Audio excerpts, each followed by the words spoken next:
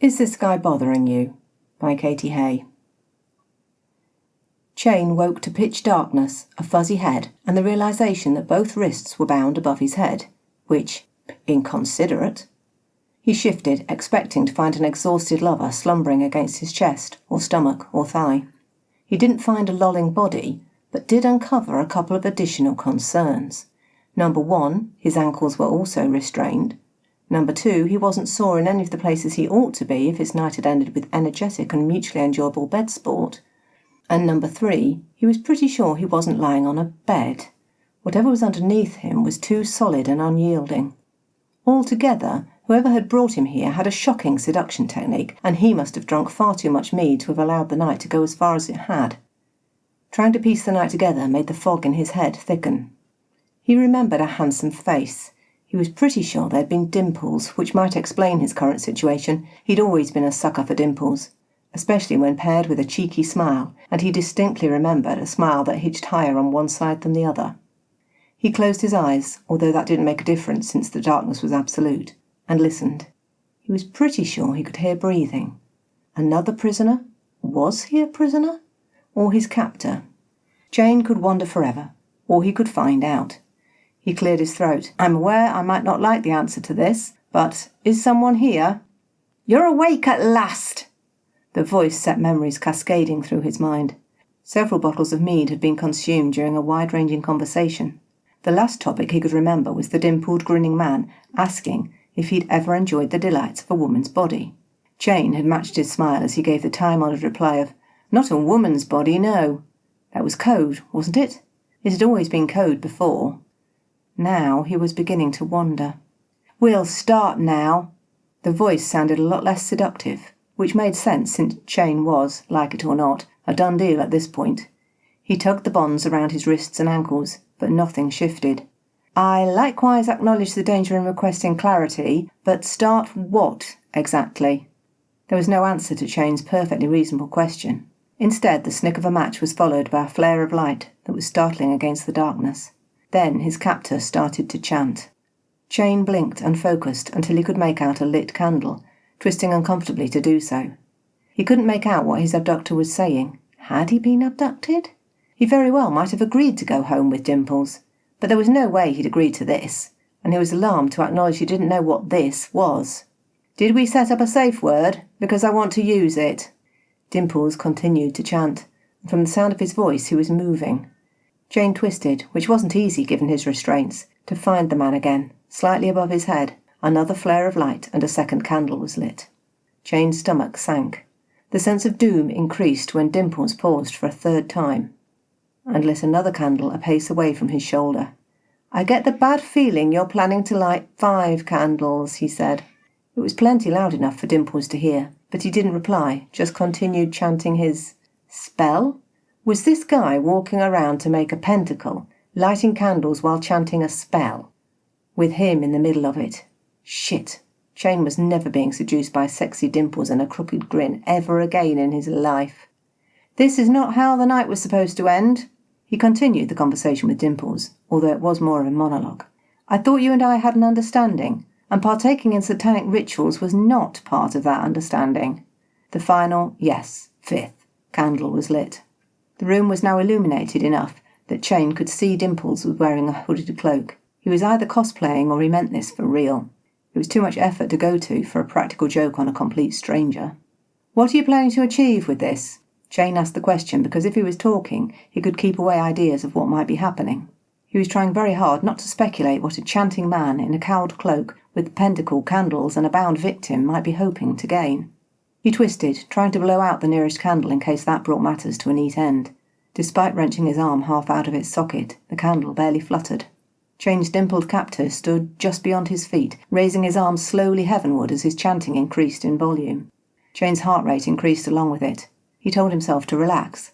Dimples was slightly unhinged, but it wasn't as though anything was going to come of this. He'd chant, nothing would happen, he'd be disappointed, but then he'd focus on Cheyn, who could talk his way out of his restraints, and they could all go home. He just needed a little patience. It wasn't as though...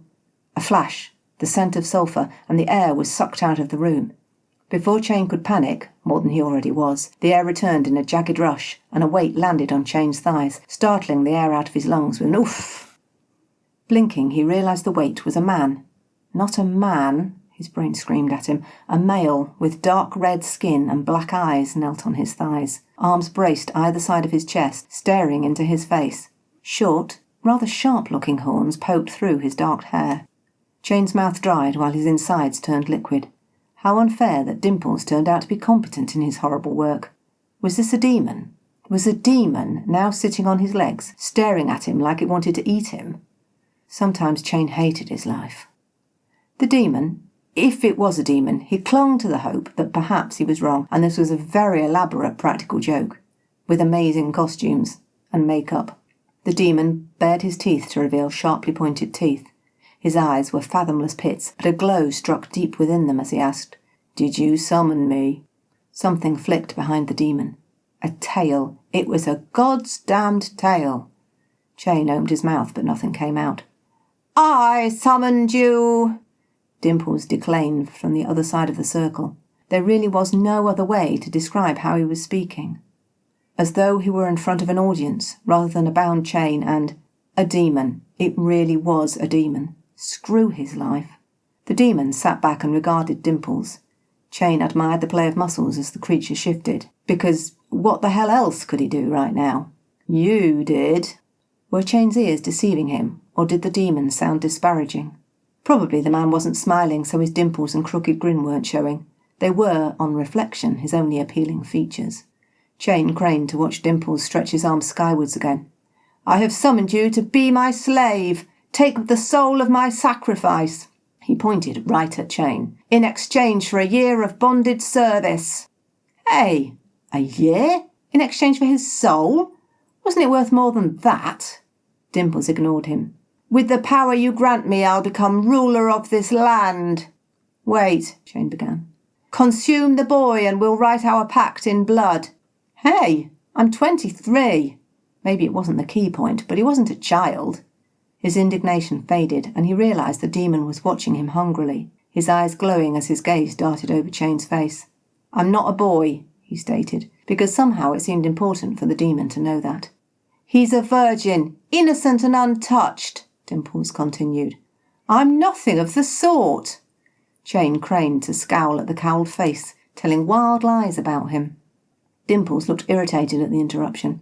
"You've never felt the touch of a woman. What's that if not—" "I'm gay," Cheyn snapped. "I felt the touch of plenty of men. You didn't bother to ask that, did you?" Dimples sighed as though it was Cheyn's fault his research was so shoddy. "Not a virgin, then. But he's still a sacrifice. You can have him. Just agree to be my slave." "Your slave?" The demon sounded... Cheyn couldn't quite name his tone, but he thought Dimples should reflect very carefully before launching into this partnership. The demon swung to examine him. Cheyn heated under his pitiless regard. "Do you want to be consumed by me, not a virgin sacrifice?" he asked, voice so low it rumbled. It set up stirrings that would be pleasant in more convivial circumstances. "No offence, but I absolutely don't want to be consumed by you or anyone else. I'm not a sacrifice." "Who cares what he wants?" Dimples snapped. The demon scowled, leaning closer to Cheyn. His hands itched to run up his shoulders to cup those bulky deltoids, so perhaps it was just as well he was currently bound. "Did you consent to be a sacrifice?" "No." Cheyn was struggling to think who would want to be eaten by a beast from the depths of hell. He felt a pang of guilt describing the demon that way. Dimples was definitely the more beastly of the two. "Just eat!" Before Dimples could finish his sentence, or even blink, the demon leaped off Cheyn's legs, hit the edge of the circle and reached through it. Grasping the front of Dimples' robe, he tugged the man through the barrier so they were face to face, eyes gleaming with fire as he snarled, "Perhaps I shall eat you instead." "No, you can't do that!" Dimples struggled, although the demon wasn't even breaking a sweat to hold him where he was. "I can do as I please while I'm inside this circle. You brought me here. You know the rules. You can't get out without me." Dimples looked terrified, but he found his voice again. "You just need to consume my sacrifice and share your power with me." The demon twisted, pressing Dimples against well, it was probably an altar that Cheyn had been tied to. "But I don't want to consume your sacrifice. I think I'll consume you instead." "No, don't harm me." The demon leaned slowly closer. Dimples bent backwards, his shoulder blades brushing Cheyn's shins. Cheyn's breathing was coming hard at the easy show of power. He'd like that bulky fist to be bunched in his clothes, or gripped tightly around. "Why should I listen to you, but not to him?" the demon demanded of Dimples, jolting Cheyn's thoughts out of the gutter. "I could cast the spell to bring you here. You should be grateful," Dimples stuttered, which Cheyn thought was rich. The demon leaned closer still, his breath pushing back the cowl as he growled. "You insult me by offering an unwilling sacrifice." His tone made it clear that Dimples was in deep, pit-in-hell-deep trouble for that. "You've wasted my time. There are consequences." "I didn't think it mattered," Dimples stuttered, eyes wide. "Didn't matter?"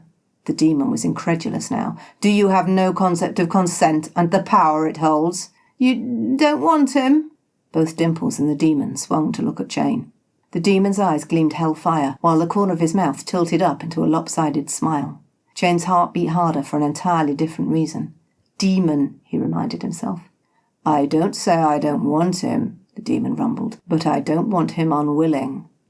Because, fortunately, he hadn't lost his mind entirely, Cheyn managed, "I'm not offering my soul to anyone." Watching the twinkle in the demon's eyes, he decided he had, under current circumstances, little to lose. "And I'd really appreciate it if someone would untie me." The demon dropped Dimples, who crumpled to the ground, probably with relief. With a single bound, he landed back on Cheyn's thighs. He noticed for the first time how warm the demon's skin was, and suppressed an inappropriate shiver of pleasure. The demon leaned forward, reaching for the cord around Cheyn's left wrist. "Hey!" Dimples hurried forward. "Stop that!" He actually tried to pry the demon's fingers away from the cord. The demon straightened, flinging out his arm, casting Dimples aside as though he were a rag doll he'd grown bored with. Dimples flew out of the circle, leaving the two of them alone. When he turned back to Cheyn, the demon's eyes were truly fiery. "Is this guy bothering you, champ?" "Actually, it's Cheyn." Cheyn held his gaze boldly.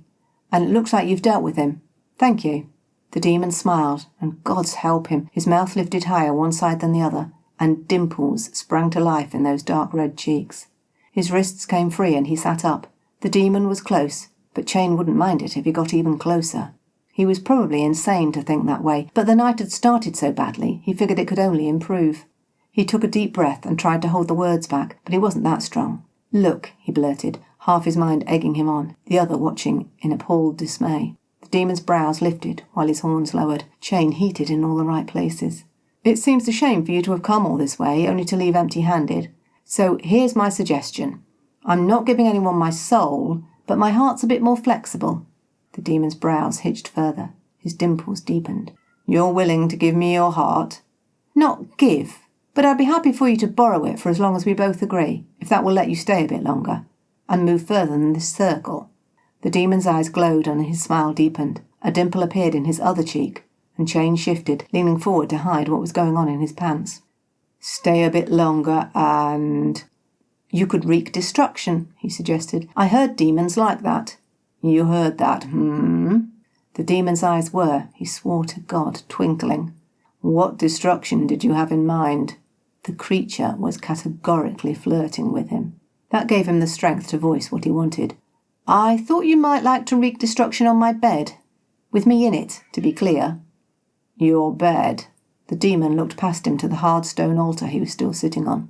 "This is not my bed," he hurried to point out. "My bed is much more comfortable than this."